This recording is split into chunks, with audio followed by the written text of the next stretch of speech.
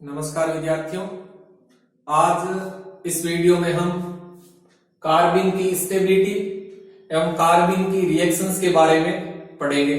तो सबसे पहले हम कार्बिन की स्टेबिलिटी के बारे में जानते हैं। तो देखिए, स्टेबिलिटी ऑफ कार्बिन।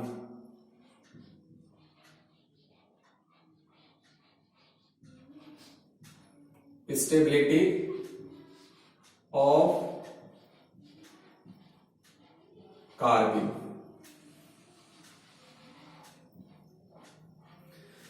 तो देखिए, हम जानते हैं कि कार्बिन दो प्रकार की होती हैं। एक सिंगलेट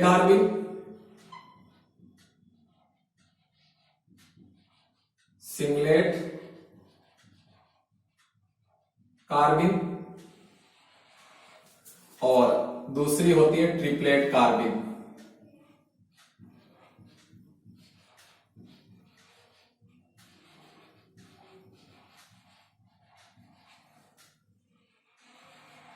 सिंगलेट कार्बिन और ट्रिपलेट कार्बिन। अब देखो, इन दोनों में से कौन सी कार्बिन की स्टेबिलिटी अधिक होती है। तो यहां हमारे सामने दो तरह की कंडीशन बनती है। दो तरह की कंडीशन बनती है। एक कंडीशन में तो क्या होता है कि जो ट्रिपलेट कार्बिन है, ट्रिपलेट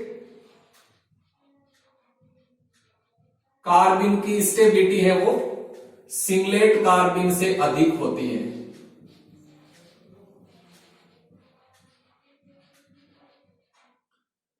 ठीक, यानी एक कंडीशन में तो क्या होता है कि जो ट्रिपलेट कार्बिन है, ट्रिपलेट कार्बिन की स्टेबिलिटी सिंगलेट कार्बिन की तुलना में अधिक होती है।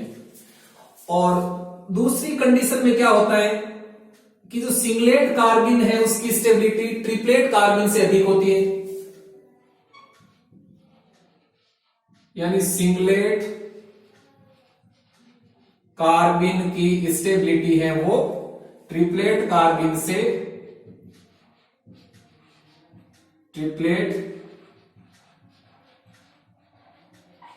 अधिक होती है। यानी हमारे सामने दोनों तरह की कंडीशन होती है। एक कंडीशन में तो ट्रिपलेट कार्बिन की स्टेबिलिटी अधिक होती है और दूसरी कंडीशन में सिंगलेट कार्बिन की स्टेबिलिटी अधिक होती है। अब देखो, ये कंडीशन कब होती है, ध्यान से समझना। जब कार्बिन में उपस्थित कार्बन परमाणु की दोनों संयोजकता, कार्बिन में उपस्थित कार्बन परमाणु की दोनों संयोजकता हाइड्रोजन परमाणु अथवा कार्बिन में उपस्थित कार्बन परमाणु की दोनों संयोजकता एल्किल समूह के द्वारा पूर्ण होती है। तो ऐसी स्थिति में सिंगलेट कार्बिन की तुलना में ट्रिपलेट कार्बिन की स्टेबिलिटी अधिक होती है। कब? जब कार्बिन में उपस्थित कार्बन परमाणु की दोनों संयोजकता या तो हाइड्रोजन परमाणुओं से पूर्ण होती है या फिर कार्बिन में उपस्थित कार्बन परमाणु की दोनों संयोजकता एल्किल समूह के द्वारा पूर्ण होती है। तो ऐसी स्थिति में सिंगलेट कार्बिन की तुलना में ट्रिपलेट कार्बिन की स्टेबिलिटी अधिक होती है। अब देखो, इसका रीजन क्या है यहां, रीजन यानी कारण क्या है। अब देखो, यहां कारण यह है कि सिंगलेट कार्बिन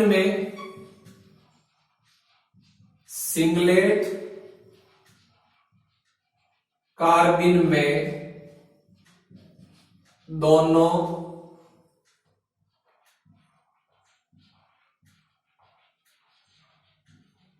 नॉन बॉन्डिंग इलेक्ट्रॉन्स एक ही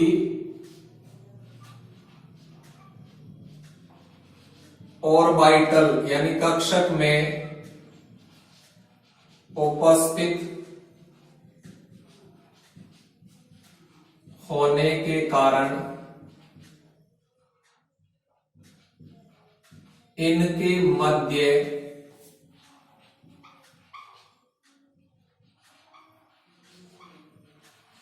रिपल्सन अपेक्षाकृत अधिक होता है। अपेक्षाकृत अधिक होता है, जबकि ट्रिप्लेट कार्बिन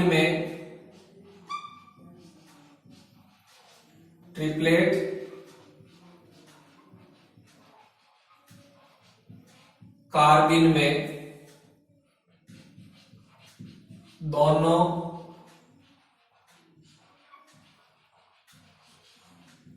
नॉन बॉन्डिंग इलेक्ट्रॉन्स अलग अलग कक्षक में अलग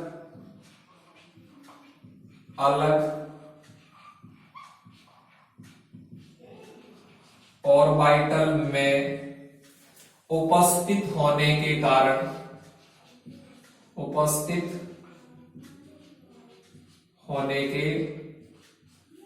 कारण इनके मध्य रिपल्सन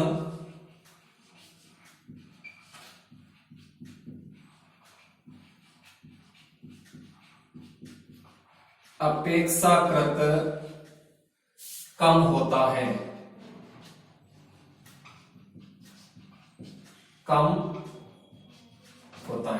तो देखो ये रीजन हो गया। देखो रीजन मैंने क्या बताया है कि जो सिंगलेट कार्बिन है, सिंगलेट कार्बिन के अंदर दोनों नॉन बॉन्डिंग इलेक्ट्रॉन एक ही ऑर्बिटल यानी एक ही कक्षक में उपस्थित होते हैं। तो दोनों नॉन बॉन्डिंग इलेक्ट्रॉन एक ही कक्षक में उपस्थित होने के कारण दोनों नॉन बॉन्डिंग इलेक्ट्रॉनों के मध्य जो रिपल्सन है वो अपेक्षाकृत अधिक होता है। ठीक, जबकि ट्रिप्लेट कार्बिन में क्या होता है, दोनों नॉन बॉन्डिंग इलेक्ट्रॉन अलग अलग कक्षक में उपस्थित होते हैं। और जब दोनों नॉन बॉन्डिंग इलेक्ट्रॉन अलग अलग कक्षकों में उपस्थित हैं तो इनके मध्य जो रिपल्सन है वो अपेक्षाकृत कम होता है। ठीक, तो देखो ट्रिप्लेट कार्बिन में इलेक्ट्रॉनों के मध्य रिपल्सन कम होता है, जबकि सिंगलेट कार्बिन में इलेक्ट्रॉनों के मध्य रिपल्सन अपेक्षाकृत अधिक होता है। इसीलिए सिंगलेट कार्बिन की तुलना में ट्रिप्लेट कार्बिन की स्टेबिलिटी है वो अधिक होती है इस केस के अंदर, इस कंडीशन में। ठीक, अब देखो दूसरी कंडीशन में क्या होता है कि सिंगलेट कार्बिन की स्टेबिलिटी ट्रिप्लेट कार्बिन से अधिक होती है। तो ये कंडीशन कब लागू होती है, तो ध्यान से समझना। यदि कार्बिन में उपस्थित कार्बन परमाणु की दोनों संयोजकता ऐसे परमाणुओं के द्वारा पूर्ण होती है जिनके पास में एक या एक से अधिक लोन पेयर होते हैं। यानी यहां ऐसे परमाणु जुड़े हुए हैं जिनके पास में एक या एक से अधिक लोन पेयर हैं। जैसे मान लीजिए यहां हेलोजन परमाणु जुड़े हुए हैं। क्या जुड़े हुए हैं? हेलोजन परमाणु। तो एक हेलोजन परमाणु के पास में यहां 3 लोन पेयर और यहां भी 3 लोन पेयर। तो जब इस तरह की कंडीशन होती है कि कार्बन में उपस्थित कार्बन परमाणु की दोनों संयोजकता ऐसे परमाणुओं से पूर्ण हो रही है जिनके पास में एक या एक से अधिक लोन पेयर हैं, तो उस कंडीशन में सिंगलेट कार्बिन की स्टेबिलिटी है वो ट्रिप्लेट कार्बिन से अधिक होती है। अब क्यों? देखो यहां रीजन क्या है, क्या रीजन है यहां, तो यहां रीजन देखिए, यानी कारण क्या है। अब देखो इस कंडीशन में क्या होता है कि जो सिंगलेट कार्बिन होती है उस सिंगलेट कार्बिन में बेक बॉन्डिंग हो जाती है। ठीक, जबकि ट्रिप्लेट कार्बिन में बेक बॉन्डिंग नहीं होती है। तो बेक बॉन्डिंग होने के कारण यहां सिंगलेट कार्बिन की स्टेबिलिटी है वो बढ़ जाती है। तो देखो बेक बॉन्डिंग किस तरह से होती है, तो यहां मैं देखो सिंगलेट कार्बिन बना देता हूं। सिंगलेट कार्बिन, ये एक वैकेंट ऑर्बिटल है और यहां हेलोजन परमाणु जुड़े हुए हैं, मान लीजिए, जिनके पास में 3 लोन पेयर है और यहां नॉन बॉन्डिंग इलेक्ट्रॉन है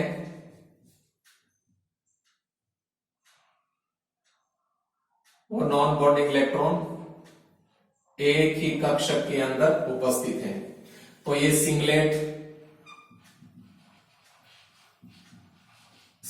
कार्बिन है। तो अब देखो यहां सिंगलेट कार्बिन में क्या होगा कि जो वेकेंट ऑर्बिटल है, ये वेकेंट ऑर्बिटल और इसके पास में जो लोन पेयर है, इनके बीच में बेक बॉन्डिंग हो जाती है। क्या हो जाती है? बेक बॉन्डिंग हो जाती है इस तरह से। ठीक, तो बेक बॉन्डिंग के कारण इसकी स्टेबिलिटी है वो इंक्रीज हो जाती है, बढ़ जाती है। यानी यहां क्या हो जाती है? बेक बॉन्डिंग हो जाती है।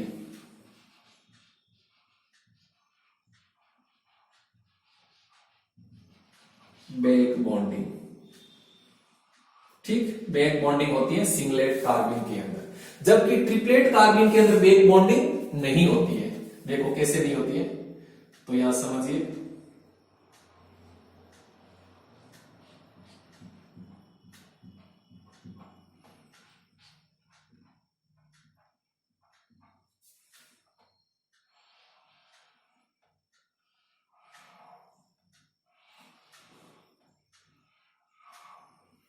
एक इलेक्ट्रॉन इसके अंदर और एक इलेक्ट्रॉन इसके अंदर, तो ये ट्रिपलेट कार्बिन है। ट्रिपलेट कार्बिन, तो देखो यहां बेक बॉन्डिंग नहीं होती है। ठीक है, यहां बेक बॉन्डिंग नहीं होती है।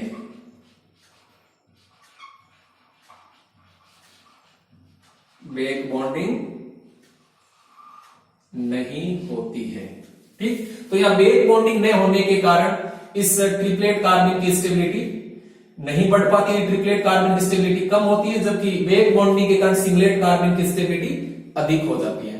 ठीक, अब एक बात ध्यान देना कि इस परमाणु का आकार जितना छोटा होगा, बेक बॉन्डिंग उतनी ही अच्छी होगी, और बेक बॉन्डिंग जितनी अच्छी होगी, जितनी मजबूत होगी, जितनी शानदार होगी, स्टेबिलिटी उतनी ही अधिक होगी। तो देखो यहां मैं इसको एक एग्जांपल के द्वारा समझाता हूं। मान लीजिए अपने पास में 4 सिंगलेट कार्बिन है, डाइफ्लोरोकार्बिन, डाइक्लोरोकार्बिन, डाइब्रोमोकार्बिन और डाई आयोडोकार्बिन। चारों ही सिंगलेट कार्बिन है। क्या है? सिंगलेट कार्बिन है।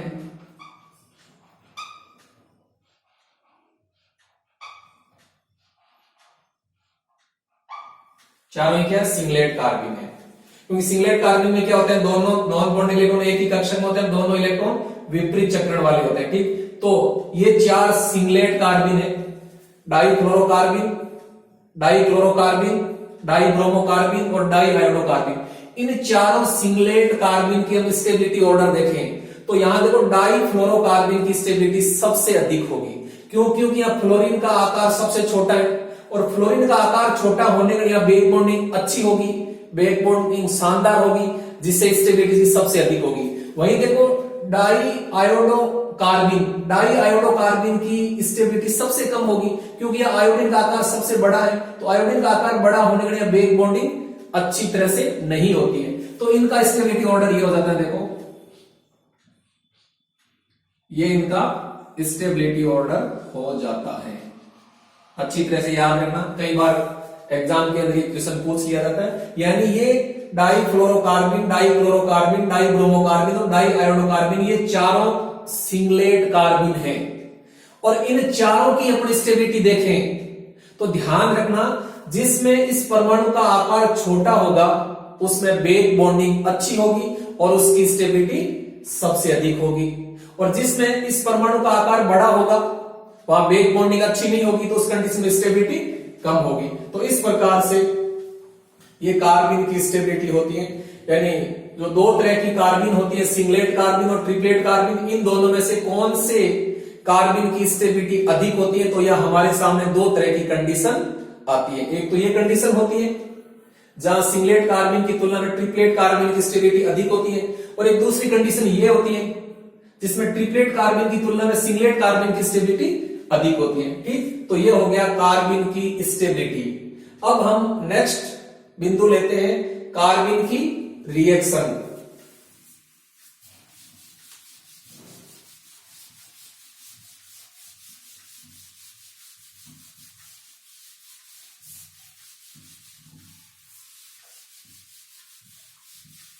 Reaction of कार्बिन।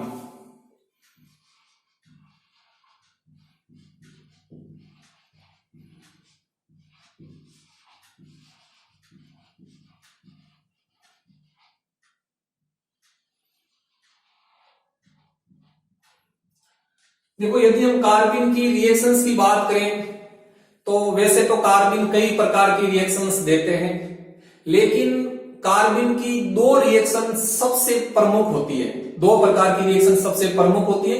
एक तो एल्किनो के साथ साइक्लो एडिशन रिएक्शंस और एक CH बॉन्ड के साथ इंसर्शन रिएक्शंस। ये जो दो प्रकार की रिएक्शन है, साइक्लो एडिशन रिएक्शंस और इंसर्शन रिएक्शंस, ये दोनों रिएक्शंस कार्बिन की सबसे प्रमुख होती है। ठीक, तो इनकी सबसे प्रमुख रिएक्शंस होती है cyclo addition reactions, cyclo addition reactions और दूसरे प्रकार की रिएक्शन होती है इंसर्शन रिएक्शंस।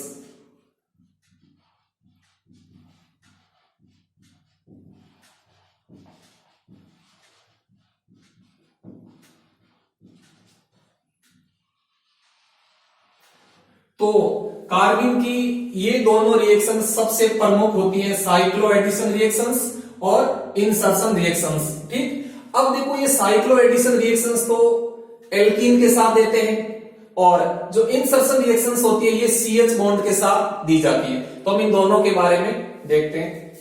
तो पहले हम लेते हैं साइक्लो एडिशन रिएक्शंस।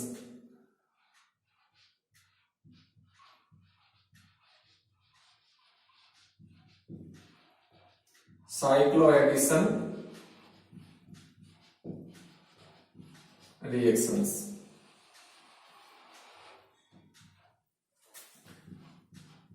तो देखो एल्कीन के साथ कार्बिन साइक्लो एडिशन रिएक्शंस देते हैं।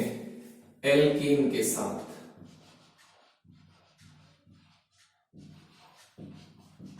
एल्कीन्स के साथ कार्बिन साइक्लो एडिशन रिएक्शंस देते हैं। अब देखो यहां बहुत ही महत्वपूर्ण बात, ध्यान से सुनना। देखो कार्बिन दो तरह की होती है, सिंगलेट कार्बिन और ट्रिपलेट कार्बिन। अब देखो सिंगलेट कार्बिन है वो एल्कीन के साथ स्टीरियो स्पेसिफिक रिएक्शन देती है, जबकि ट्रिपलेट कार्बिन एल्कीन के साथ स्टीरियो सेलेक्टिव रिएक्शन देती है। तो यहां देखो singlet कार्बिन, singlet कार्बिन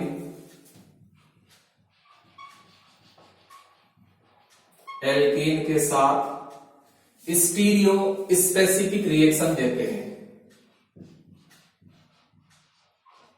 stereo specific reaction देते हैं। ठीक, जबकि जो ट्रिपलेट कार्बिन होती है, ट्रिपलेट कार्बिन वह एल्कीन के साथ स्टीरियो सेलेक्टिव रिएक्शन देती है।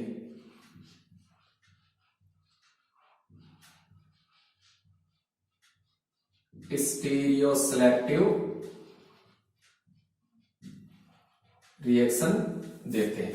तो ये बात वेरी वेरी इंपॉर्टेंट, ध्यान रखना कि जो सिंगलेट कार्बिन है वह एल्कीन के साथ स्टीरियो स्पेसिफिक रिएक्शन देती है, जबकि जो ट्रिपलेट कार्बिन है यह ट्रिपलेट कार्बिन एल्कीन के साथ स्टीरियो सेलेक्टिव रिएक्शन देते हैं।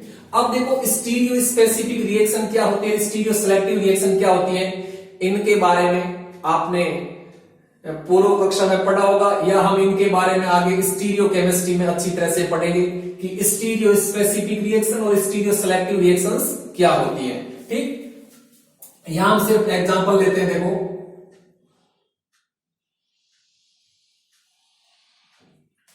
यहां ले लेते हैं स्टीरियो स्पेसिफिक रिएक्शन,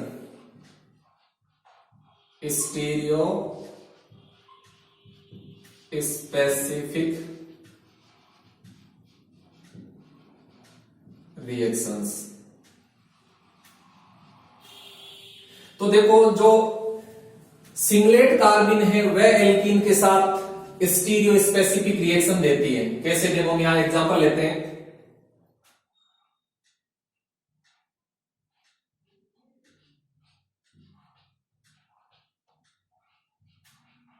देखो ये एक एल्कीन है, यानी सिस एल्कीन है, ये है सिस 2 ब्यूटीन यानी सिस एल्कीन।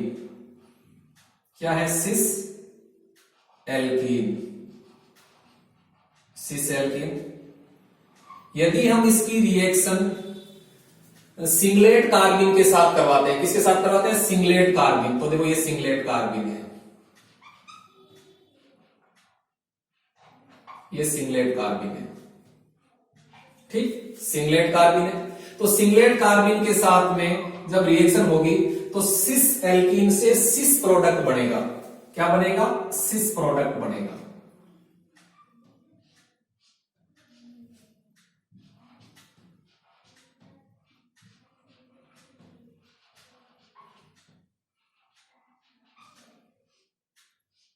तो यहां ये प्रोडक्ट बन गया सिस प्रोडक्ट, सिस प्रोडक्ट।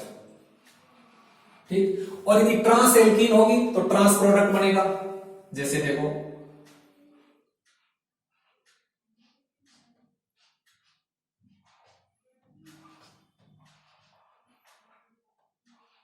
मान लीजिए हम ट्रांस 2 ब्यूटेन की क्रिया सिंगलेट कार्बिन के साथ करवा रहे हैं, तो ये ट्रांस एल्कीन है, ट्रांस एल्कीन। तो ट्रांस एल्कीन की क्रिया हम करवाते हैं सिंगलेट कार्बिन के साथ। ठीक, तो सिंगलेट कार्बिन के साथ होगी तो ट्रांस एल्कीन से ट्रांस प्रोडक्ट बनेगा। क्या बनेगा? Trans product. और सिस एल्कीन से सिस प्रोडक्ट बनता है, H H, यहां CH3, यहां CH3 और यहां आ जाता है CH2। तो ये हो गया ट्रांस प्रोडक्ट, ट्रांस प्रोडक्ट। ठीक, तो इस तरह से ध्यान रखना कि जो सिंगलेट कार्बिन है, सिंगलेट कार्बिन एल्कीन के साथ स्टीरियो स्पेसिफिक रिएक्शन देते हैं। ठीक, अब हम इधर लेते हैं स्टीरियो सेलेक्टिव रिएक्शन।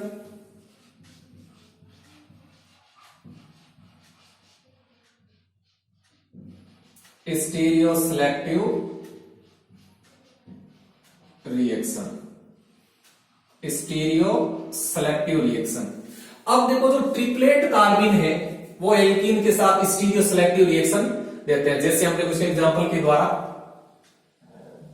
समझते हैं स्टीरियो सेलेक्टिव रिएक्शन को। मान लीजिए अपने पास में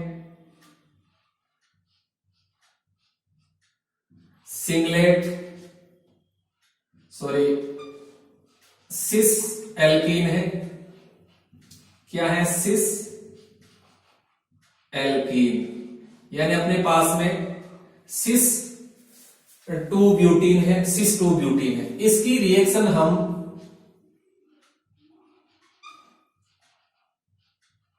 ट्रिपलेट कार्बिन के साथ करवाते हैं। किसके साथ में करवाते हैं? ट्रिपलेट कार्बिन के साथ में। अब देखो यहां क्या होगा, यहां सिस प्रोडक्ट भी बनेगा, ट्रांस प्रोडक्ट भी बनेगा, लेकिन यहां जो सिस प्रोडक्ट होगा वो मेजर प्रोडक्ट होगा, वो अधिक मात्रा में बनेगा, और जो ट्रांस प्रोडक्ट होगा वो कम मात्रा में बनेगा। तो देखो यहां दोनों प्रोडक्ट बनेंगे, सिस प्रोडक्ट और ट्रांस प्रोडक्ट।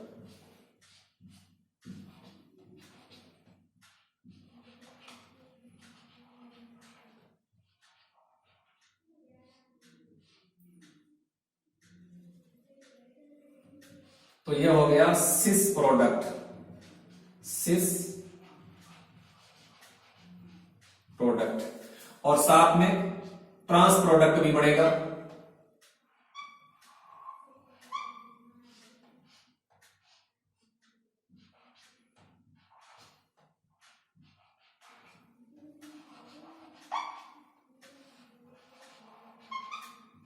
ये ट्रांस प्रोडक्ट,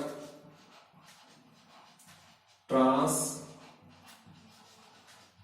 प्रोडक्ट, तो सिस प्रोडक्ट भी बनता है और ट्रांस प्रोडक्ट भी बनता है। लेकिन ध्यान रखना, यहां जो सिस प्रोडक्ट है वो मेजर प्रोडक्ट होगा।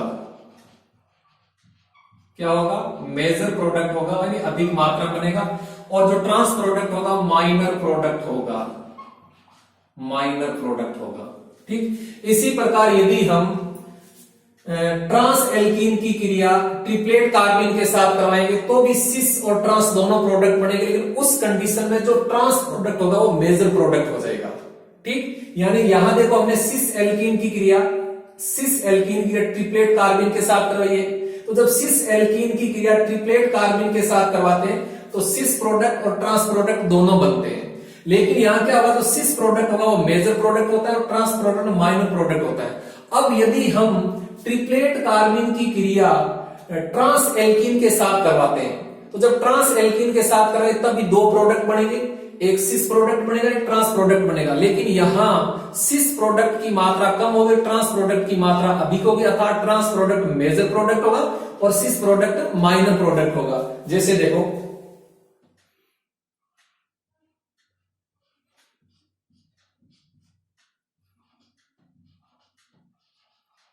ये अपने पास में एक ट्रांस एल्कीन है,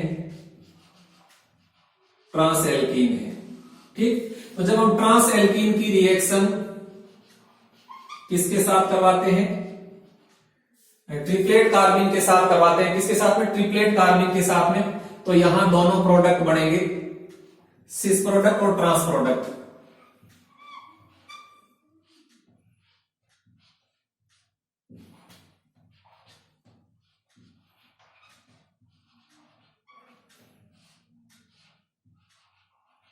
ये हो जाएगा आपका सिस प्रोडक्ट, सिस प्रोडक्ट। ठीक, और ट्रांस प्रोडक्ट भी बनेगा।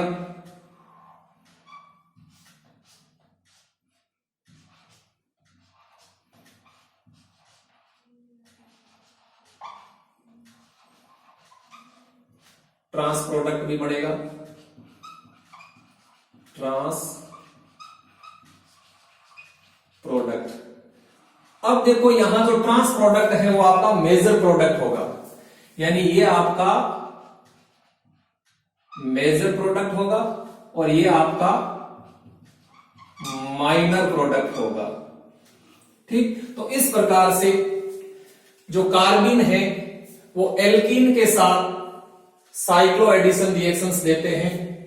सिंगलेट कार्बिन एल्कीन के साथ स्टीरियो स्पेसिफिक तथा ट्रिपलेट कार्बिन एल्कीन के साथ स्टीरियो सेलेक्टिव रिएक्शन देते हैं। ठीक, अब हम लेते हैं इंसर्शन रिएक्शन, जो दूसरे प्रकार की रिएक्शन है।